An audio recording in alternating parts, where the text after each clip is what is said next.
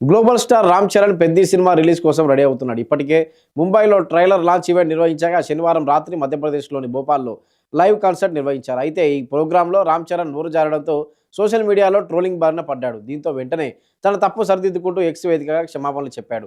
పెద్దికి ఆవాజ్ పేరుతో భోపాల్లో నిర్వహించిన ఈవెంట్లో రామ్ చరణ్, జాన్వీ కపూర్, ఏఆర్ రెహమాన్తో పాటు మూవీ టీం హాజరైంది.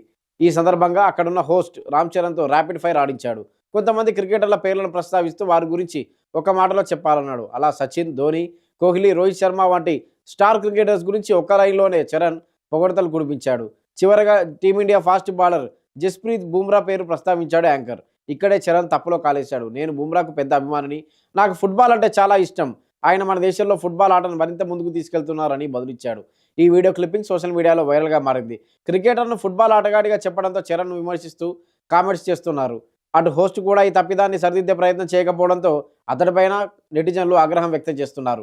మరోవైపు ఈవెంట్ నిర్వహించిన ప్రాంతం విషయంలోనూ రామ్ చరణ్ పొరపాటు పడ్డారు. భోపాల్కు బదులు బీహార్ అని ప్రస్తావించారు. అయితే తన పొరపాటును వెంటనే గ్రహించారు. బుమ్రా విషయంలో తనపై జరుగుతున్న ట్రోలింగ్కు ఫుల్ స్టాప్ పెడుతూ రామ్ చరణ్ ఆదివారం క్షమాపణలు చెప్పారు. కొన్నిసార్లు నేను పేర్ల విషయంలో కన్ఫ్యూజ్ అవుతుంటాను. అంతమంది జనం హడావుడి మధ్యలో అనుకోకుండా పొరపాటు దొరికింది. అందుకు బుమ్రాను క్షమించమని కోరుతున్నా. నేను నిజంగా ఆయన ఆటకు పెద్ద ఫ్యాన్ను.